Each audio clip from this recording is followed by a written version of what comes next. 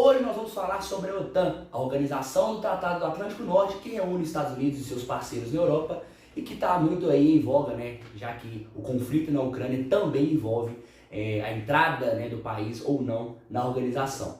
E também, para deixar bem claro, o quanto o Putin salvou a OTAN de sobreviver das próximas gerações aí por muito mais tempo. Então, vem com nós! Antes de mais nada, eu peço para você deixar o like, compartilhar esse vídeo se você gostou e, claro, nos ajudar aí a espalhar a palavra para outras pessoas que ainda não conhecem o canal. Vamos lá. A organização foi criada em 1949, né, em toda aquela questão da Guerra Fria, já que após a Segunda Guerra Mundial, o mundo se dividiu em capitalismo e socialismo.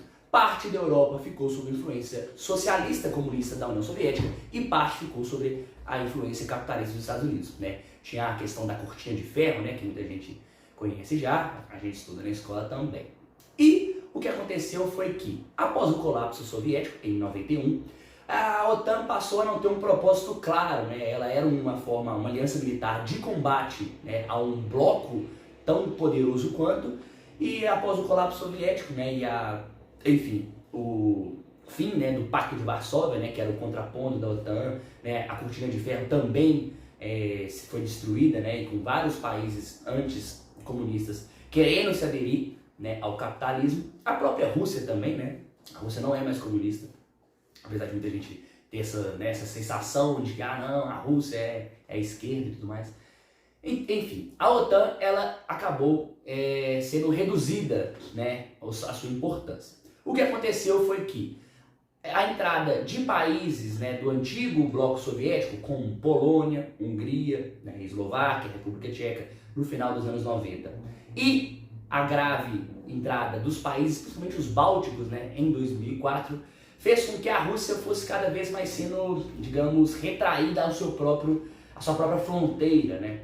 Isso é o que alega, né, o Vladimir Putin e o seu governo. Acontece que, novamente, a OTAN, ela estava meio oca, né, que a gente fala, já que, querendo ou não, quem manda na OTAN e até por questão de quem dá o orçamento, né, quem bota tropa para treinar, né, com tecnologia e tudo mais, é os Estados Unidos.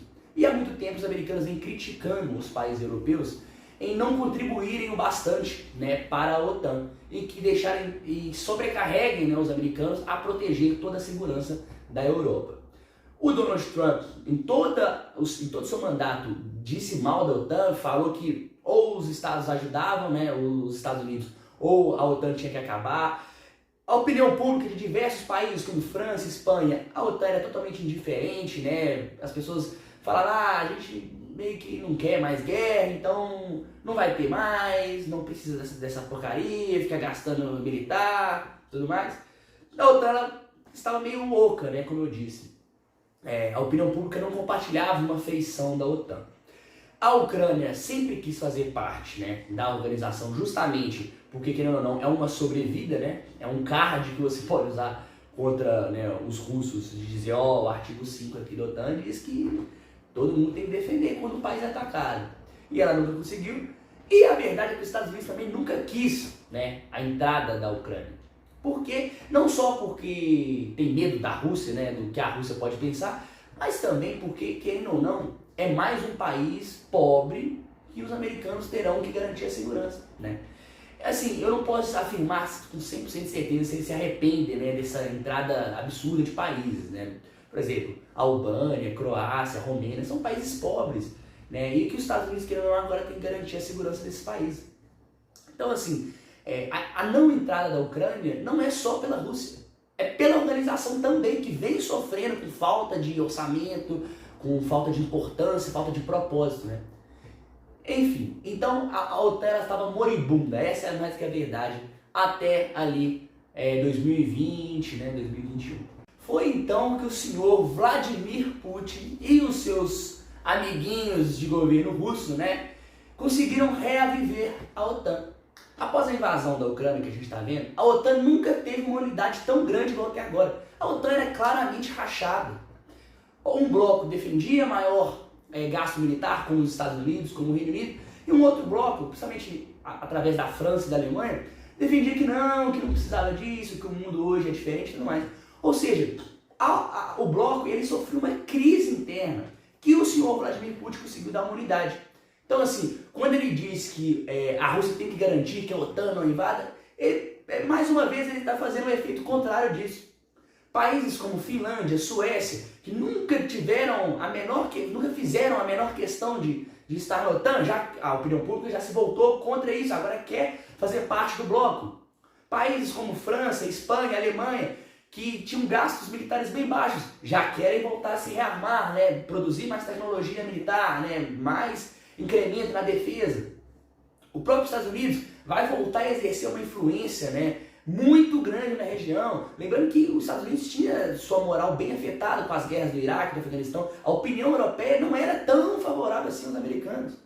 Então, agora que o Putin, né, e a Rússia invadiu a Ucrânia, você pode ter certeza que a OTAN vai sobreviver para as próximas gerações ainda por muito tempo.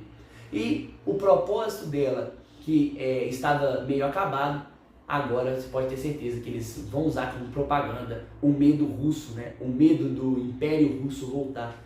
E querendo ou não, a Rússia é uma superpotência militar, então digamos que tem que ter um pouco de medo sim, né? A gente não sabe o que acontece, principalmente num governo autocrata e ditatorial como o da Rússia. Como sempre, isso aqui é uma breve introdução, né, sobre um assunto que é muito complexo, né? A gente pode pegar lá desde, né, da Guerra Fria, do final, né, do colapso soviético até hoje. São muitas nuances, né, também. Eu quis deixar essa pulguinha atrás da orelha aí de como a Rússia acabou revitalizando uma organização que estava bem quebrada internamente. Fico por aqui, convido sempre a buscar mais fontes, busca textos, tem milhões de textos sobre esse tema, ainda mais agora, né? Muitos textos bacanas por diversos veículos. E fico por aqui, novamente, compartilha, curte e tchau, tchau.